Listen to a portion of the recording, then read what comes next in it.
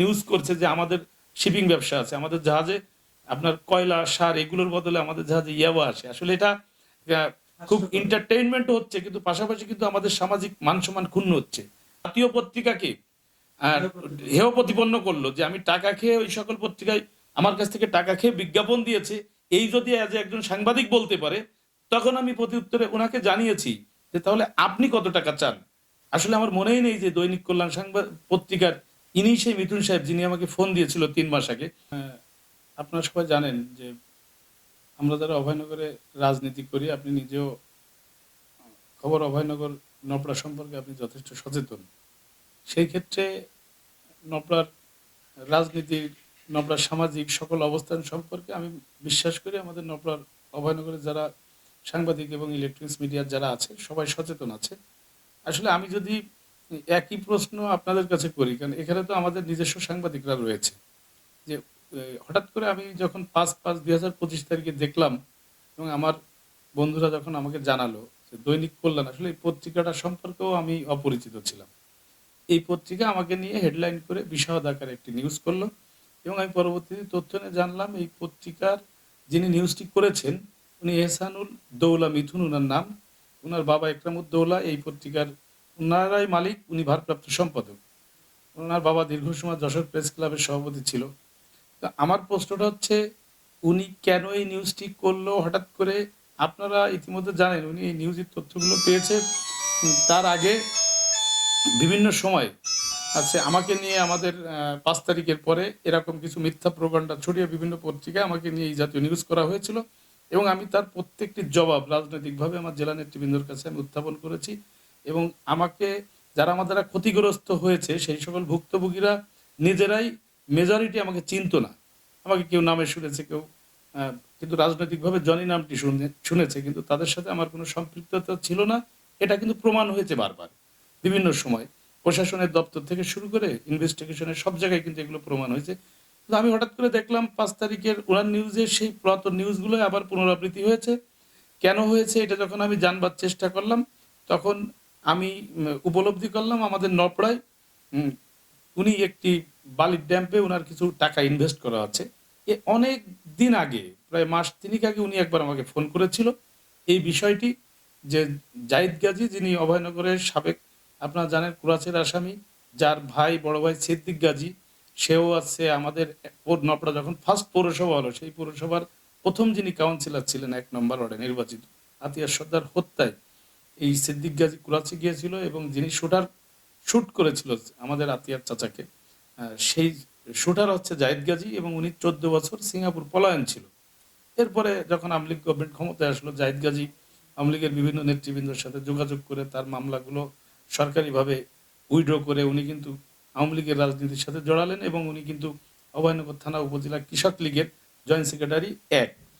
এই ব্যক্তি ওখানে আমাদের ইপিজেড এর কাজকে করে ইপিজেড এর কন্ট্রাক্টররা কাজ করতেছে। আসলে আমি যদি আপনার মাধ্যমে বলতে চাই, আসলে 17 বছর কিন্তু মানুষ একটা স্বপ্ন নিয়ে আন্দোলন করেছে।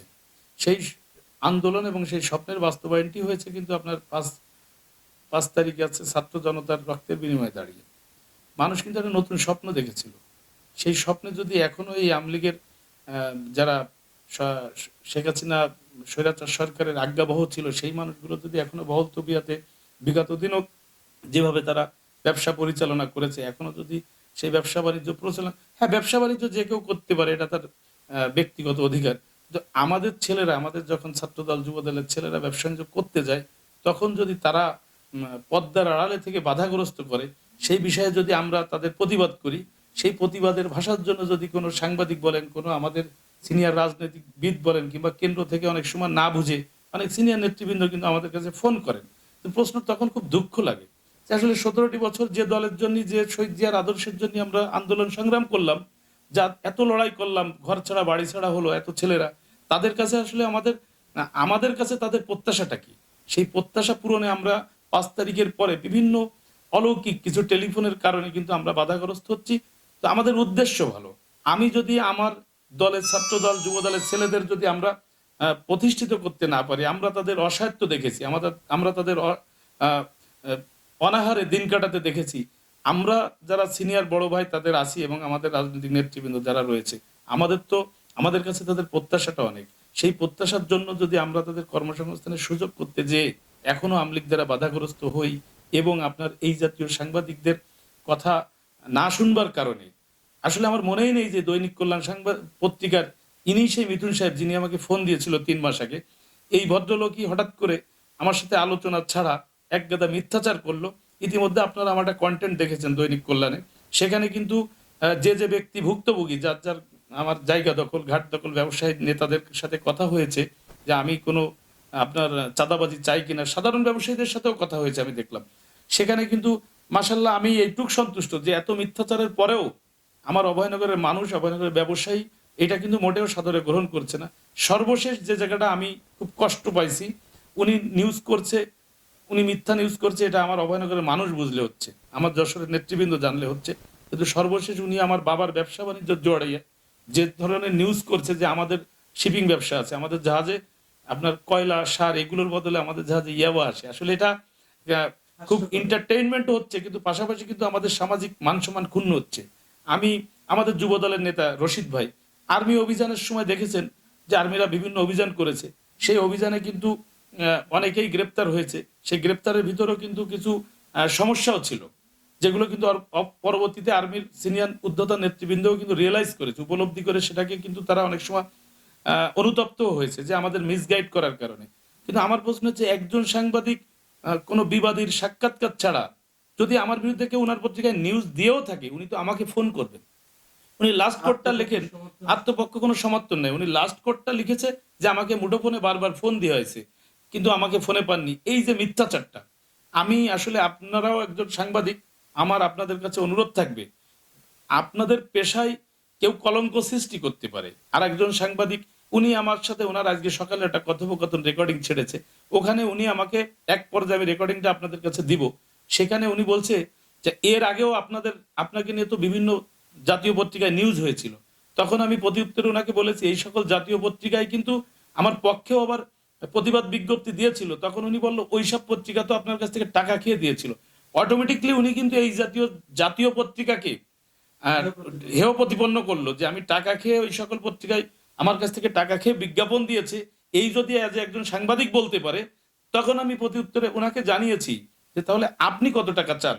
আপনি কি বিল্ডিং ডিজাইনের জন্য নকশা পিলার, জানালা পিলার, ব্যালকনি পিলার ও ছাদের কার্নিশ খুঁজছেন? তাহলে এখনই চলে আসুন শেখ কনস্ট্রাকশন অ্যান্ড স্যানিটারিতে। এখানে ছাদ ও সিঁড়ির নলচা, ফুলের টব সহ বিল্ডিং ডিজাইনের যাবতীয় পণ্য বিক্রয় করা হয়। বইকারা মালাকির চাতাল সংলগ্ন নওপাড়া, অভয়নগর, যশোর। যে আমার বিরুদ্ধে এই মিথ্যাচার বন্ধ করবার জন্য আমার দুঃখটা এখানে লাগে যে আমরা 5 তারিখের পরে ভেবেছিলাম দেশের গণমাধ্যম, মিডিয়া, সাংবাদিক সকল বিষয়ে আমরা একটি নতুন স্বাধীনতা পাবো, একটা স্বচ্ছতার সহিত আমাদের পুরো বাংলাদেশটি চলবে।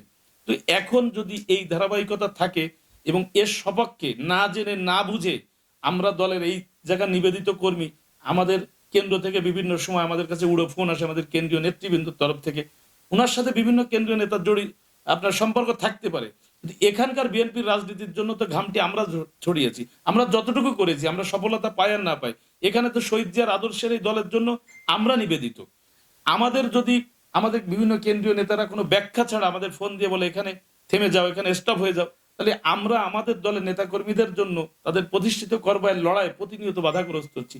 দয়া করে খবর অভয়নগরের মাধ্যমে আমি আমার দলের কেন্দ্র থেকে শুরু করে আমার ঊর্ধ্বতন নেতৃবৃন্দর কাছে আমি উদাত্ত আহ্বান জানাবো, আমাদের বিরুদ্ধে আপনাদের কাছে কোনো ফোন যেতে পারে, কোনো টেলিফোন যেতে পারে, কিন্তু সেটাকে সঠিকভাবে যাচাই বাছাই বিশ্লেষণ করার পরে আপনারা একটি সিদ্ধান্ত নিলে আমরা আসলে একজন রাজনৈতিক কর্মী, তৃণমূলের কর্মী হিসেবে আমরা নিজেদের গর্ববোধ মনে করব এবং আমাদের আত্মপক্ষ সমর্থনের সুযোগটি যেন থাকে। ধন্যবাদ। সর্বশেষ আপনি মামলা করেছেন একটি, এই যে ঘটনাগুলো ঘটতেছে এর প্রেক্ষিতে আপনি ওই মামলার বিষয়ে মানে আইনি লড়াইয়ে তো গিয়েছেন। আমি যখন ওনার সঙ্গে কথা বলে কিংবা ওনার ভেতর যখন আমি অনুশোচনা পেলাম না, বিভিন্ন পত্রিকায় আমিও প্রতিবাদ বিজ্ঞপ্তি দিয়েছি, তখন দেখলাম যে উনি ধারাবাহিকভাবে উনি মেসেঞ্জারে আমাকে লিখেছিল, মিস্টার জনি সাহেব আপনি আমাকে চেনেন না, আমি কোনো ফোড়ে সাংবাদিক না, আমি অনেক বড় বড় রাঘব বোয়ালদের নিয়েও এর আগে নিউজ করেছি, আপনার বিরুদ্ধে আমার অনেক এলিগেশন আছে, আমার পত্রিকায় ধারাবাহিক নিউজ করতে থাকবো, আপনি বিষয়টি দেখতে থাকেন। আমিও প্রতি উত্তরে ওনাকে বলেছিলাম আপনার বিরুদ্ধে মৌখিক এলিগেশন কোনো এলিগেশন না, আমার বিরুদ্ধে যদি আপনি চাঁদাবাজির এলিগেশন, আমার বিরুদ্ধে মাদক ব্যবসার এলিগেশন, এই জাতীয় জিনিসগুলো আপনার যথাযথ প্রমাণ না দিলেও আমিও আপনার প্রত্যেকটা লেখার বিষয়ে আমিও কাউন্টার প্রতিবাদ করতে থাকবো। কারণ আমি জানি আমি অন্যায় করিনি, উনি 1000 বার লিখতে থাকুক, কিন্তু আমার মানুষ এবং আমার চালচলন, আমার উঠা বসা, আমার ব্যবসায়িক সবকিছু আমার অভয়নগরের মানুষের কাছে পরিষ্কার।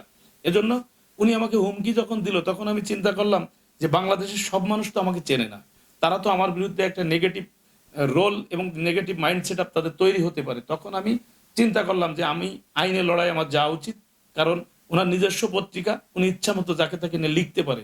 এই লেখাটাকে বন্ধ করার জন্য এবং আইনের আওতায় একটি জবাবদিহিতার জন্য আমি আইনের কাছে আশ্রয় নিয়েছি এবং আমি মাননীয় বিজ্ঞ আদালতকে বলেছি যে উনি আমার বিরুদ্ধে, আমি একজন ব্যবসায়ী পরিবারের সন্তান, আমার সামাজিক ব্যবসায়িকভাবে রাজনৈতিকভাবে আমার মান সম্মান ক্ষুণ্ণ হয়েছে। দ্রুত তদন্তের মাধ্যমে আমাদের অভয়নগর থানা কর্মকর্তার কাছে তদন্ত রিপোর্ট, উনার তদন্তের পরেই রিপোর্টটি জমা হবে। আমি আশা করি এই লড়াইয়ে আমি জিতব।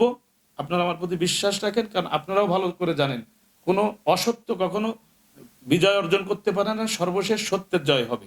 জি, আপনাকে ধন্যবাদ। আপনি কি মাত্র 15% ডাউন পেমেন্টে স্মার্টফোন কিনতে চান? তাহলে এখনই চলে আসুন নওপাড়ার আইটেল শোরুমে, ইনস্টিটিউট গেটের পাশে, নওপাড়া অভয়নগর, যশোর।